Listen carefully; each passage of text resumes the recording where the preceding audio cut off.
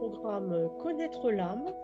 Nous initions aujourd'hui un deuxième texte. Le texte numéro 2 s'appelle L'âme de Dieu. Et c'est un texte qui date du 5 mars 2004. Et donc nous allons le lire et le commenter ensemble, comme de bien entendu.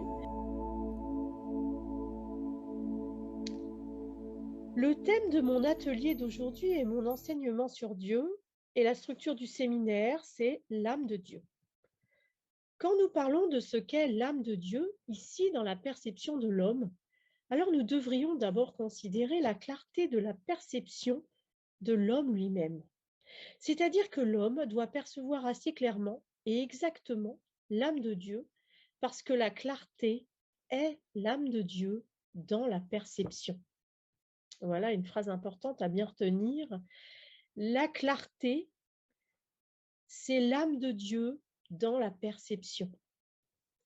Lorsque nous voulons considérer comment, par exemple, l'âme de Dieu interagit avec l'homme, puis construit la réalité, nous voyons que l'âme de Dieu et l'âme de l'homme construisent simultanément le corps de l'homme.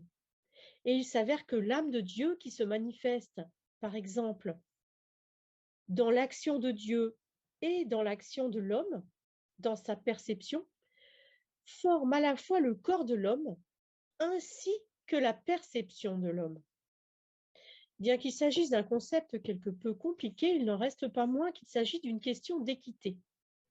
Pour la perception, il s'agit d'une œuvre à plusieurs composantes. D'autre part, c'est ce genre de complexité, ce genre de situation où deux systèmes infinis fonctionnent, qui vous permet de refléter la loi fondamentale du monde, où des systèmes complexes, voire super complexes, mettent en œuvre un niveau de contrôle simple et limité, mais qui provient d'un environnement infini. Il est alors clair que lorsque l'âme de Dieu, par exemple, est à l'œuvre, en agissant selon la volonté de Dieu, l'âme de Dieu peut aussi agir à l'infini. Alors, comme d'habitude, je vous propose, enfin comme j'ai fait pour le premier cours, pour le premier texte sur gérer l'état de l'âme, je vous propose également ce que j'appelle, j'ai mis exercice 1, mais je vous rappelle, c'est des idées importantes, ce n'est pas des exercices de concentration en soi, parce que l'exercice de concentration, en fait, le fait même d'écouter le texte et de se laisser imprégner par l'information du texte, est un exercice de concentration. Mais j'ai appelé ça exercice, j'aurais pu très bien appeler ça un point numéro 1, c'est pareil, mais voilà, ce sont les idées principales. Et comme ça, quand vous voulez relire, vous voulez vous souvenir de l'ensemble du texte étudié, vous pouvez relire uniquement les points importants, qui m'ont semblé importants, peut-être que j'en oublie, mais en tout cas, ce sont tous des points assez importants, je dirais même fondamentaux, pour comprendre l'ensemble de Grabovoi, l'ensemble de la pensée de Grabovoi. Voilà. Et donc là, tout ça pour vous dire quoi? Que là, on arrive au point numéro 1, et j'ai appelé ça, cet exercice 1, la mort n'existe pas pour Dieu.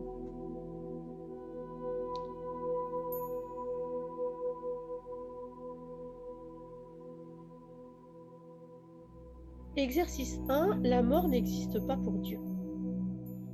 Il se trouve que le concept de la mort n'existe tout simplement pas ici. Il n'y a pas de mort parce que l'action de l'âme de Dieu est l'action visant le développement éternel de tout élément d'information. Par conséquent, lorsque nous considérons une telle position dans la maîtrise, l'action du niveau de l'âme de Dieu est avant tout une action orientée vers la réalisation du développement éternel, précisément de l'homme.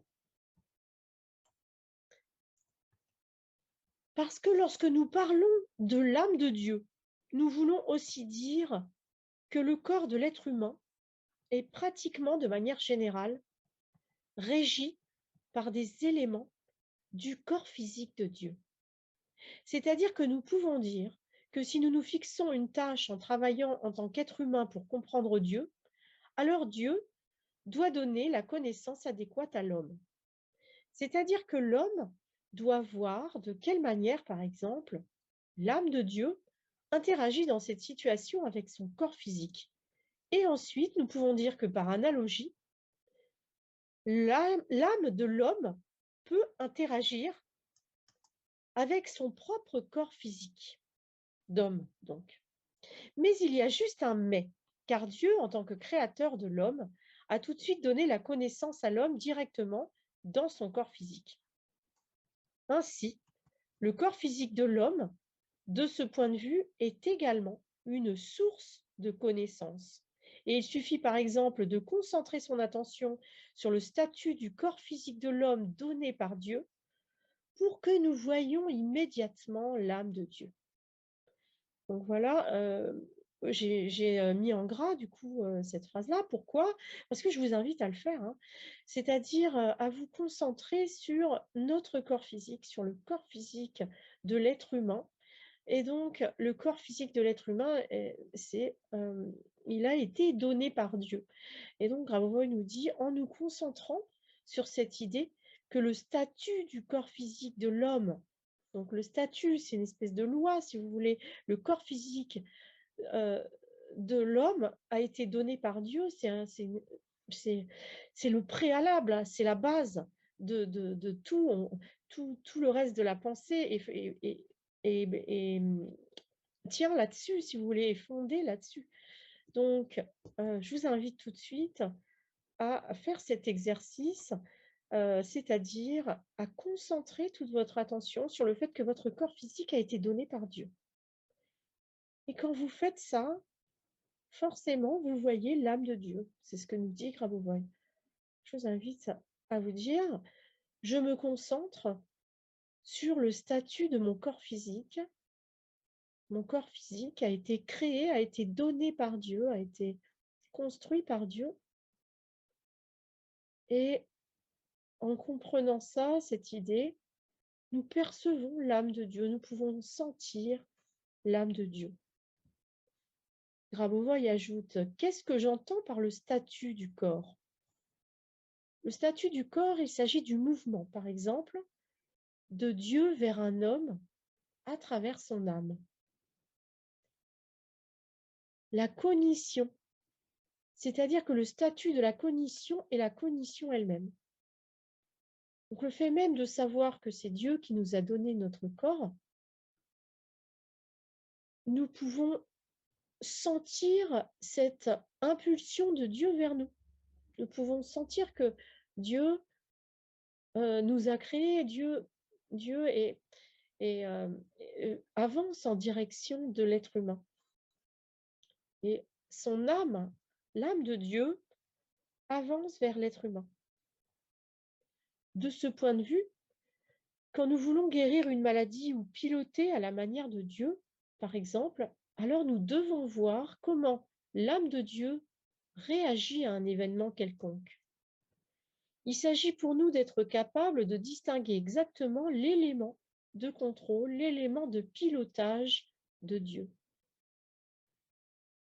Voilà, donc ça c'est important, hein, de toujours se dire comment, comment Dieu se comporte face à cet événement. Comment l'âme de Dieu ressent cette maladie ou comment l'âme de Dieu ressent cette situation. Et bien sûr, quand nous faisons ça, nous ressentons, nous voyons l'âme de Dieu. Et donc, c'est pas du tout anodin. Deuxième point.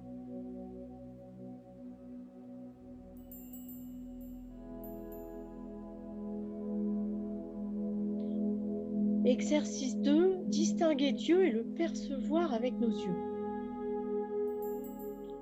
Mais il faut alors savoir comment les yeux sont organisés du point de vue de Dieu. Les yeux physiques, disons, ou les yeux de l'âme, n'est-ce pas? C'est-à-dire que nous pouvons voir que l'âme a des yeux similaires, l'âme de l'homme. C'est-à-dire que l'âme perçoit en quelque sorte, en relation avec les yeux en ce qui concerne l'homme, l'âme perçoit avec les yeux de son âme. Il s'avère que nous voyons apparaître de nouveaux systèmes conceptuels. Les yeux de l'âme représentent notre compréhension de l'âme de Dieu. Donc ça, c'est très important, bien sûr, hein, de se dire que quand nous regardons avec l'âme, nous comprenons l'âme de Dieu. Donc regarder le monde avec notre âme, avec les yeux de l'âme, c'est notre compréhension de l'âme de Dieu. C'est-à-dire que nous pouvons voir avec notre âme, par exemple, l'âme de Dieu. Dans le contexte de ces phénomènes, nous pouvons voir qu'elles sont inséparables. C'est-à-dire que le Dieu créateur a créé, par exemple, l'âme humaine, mais d'un certain point de vue, il ne l'a pas encore fait. Il est encore en train de le faire. Car Dieu ne peut pas perdre le contact avec l'âme d'un homme et la discontinuité est impossible, car Dieu est présent partout, tout le temps. Point numéro 3.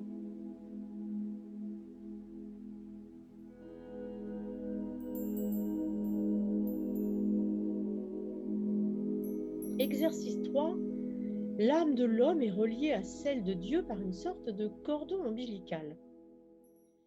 Voyons l'analogie avec un être humain. Un être humain naît et nous pouvons observer un cordon ombilical. Le cordon ombilical se rompt en quelque sorte après la naissance, mais un processus se poursuit néanmoins. Un processus qui permet à la mère de contrôler son enfant par le biais, disons, de la perception spirituelle, n'est-ce pas? En dehors du lien physique. Donc, par analogie, il existe un lien de ce type entre l'âme de Dieu et l'âme de l'homme. Cette connexion est la réalisation en action du corps physique de Dieu. C'est-à-dire que nous pouvons voir l'action de ce corps et dès que nous entrons dans ce paramètre de manière exacte, nous devenons aptes à faciliter son action.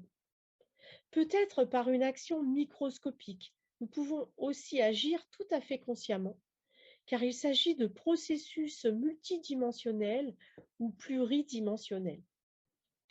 Alors moi, ce que je comprends là, hein, peut-être qu'on peut comprendre les choses différemment, mais en gros, le corps physique de Dieu, ben, ça peut être notre corps physique si on est capable finalement de fusionner totalement avec Dieu, c'est-à-dire on laisse un peu la place à Dieu dans notre corps de manière comme ça, euh, par moment, quoi, à certains instants. Et on va dire que l'objectif, c'est d'être le corps physique de Dieu le plus souvent possible, quoi. Alors, comment pouvez-vous maintenir une perception complètement exacte de tous les éléments de votre vie? Comment gérer ce processus de diversité si vous les percevez tous en même temps? Imaginez que vous vous souvenez de beaucoup d'images et d'histoires en même temps de la réalité physique. Alors, comment pouvez-vous vous assurer que votre perception soit claire et que vous restiez concentré? Dans cette technologie, nous travaillons spécifiquement sur le domaine multidimensionnel au niveau des informations. Il est tout à fait possible de rester concentré. Il suffit de se focaliser sur le niveau d'action du corps physique de Dieu, là où votre âme se manifeste aussi. L'action du corps physique de Dieu, du Dieu un, pointe toujours vers votre propre âme. Si vous voulez savoir où se trouve votre âme, du point de vue de Dieu, regardez son corps physique et vous verrez l'emplacement de votre âme du point de vue de Dieu. Nous avons déjà défini le système de coordonnées où la diversité faite de multivecteurs, enfin pas seulement de multivecteurs, mais aussi de multidirectionnalité, disons la paramétrie du système, c'est le niveau de l'activité de Dieu par rapport à l'homme. Donc là, avant de passer au point suivant, le problème de départ, c'était en gros comment on fait pour, être, pour se rappeler de toutes les images en même temps. Parce que c'est ça, c'est que la difficulté, c'est que Dieu, c'est le Dieu de tous les êtres humains. Et donc Dieu, son corps physique, c'est le corps physique de tous les êtres humains. Et donc, mais au moment, où nous, on est conscient de ça, c'est là que, Dieu peut vraiment être, agir avec notre corps physique. L'action du corps physique de Dieu, pointe toujours vers votre propre âme. Déjà, c'est comprendre que, c'est en fait, c'est notre aspiration vers Dieu qui fait que Dieu, nous aide et Dieu se fusionne avec nous. Et donc, si vous voulez savoir où se trouve votre âme du point de vue de Dieu, regardez son corps physique et vous verrez l'emplacement de votre âme du point de vue de l'âme de Dieu. Voilà. Donc, moi je pense, peut-être je me trompe, hein, mais que, en fait, dès le moment où nous on pense à tout ça, on pense à Dieu, on pense à ces processus, c'est comme ça qu'ils deviennent réels. C'est-à-dire qu'ils sont toujours avec Dieu et c'est toujours à notre disposition. C'est-à-dire que Dieu est toujours prêt, il pointe toujours vers nous, c'est-à-dire que dès qu'on a besoin de lui, il est là pour nous. Donc, après, pour se savoir où se trouve notre âme, il faut regarder le corps physique de Dieu. Bon, c'est assez, je pense qu'on peut interpréter de plein de façons différentes ce que je viens de dire. On va surtout lire la suite, vous allez voir, parce que, ça parle de ça, où se trouve, où on se trouve, et cetera. Ça a une importance. Donc on va continuer le déroulement pour en savoir plus. Donc point numéro 4.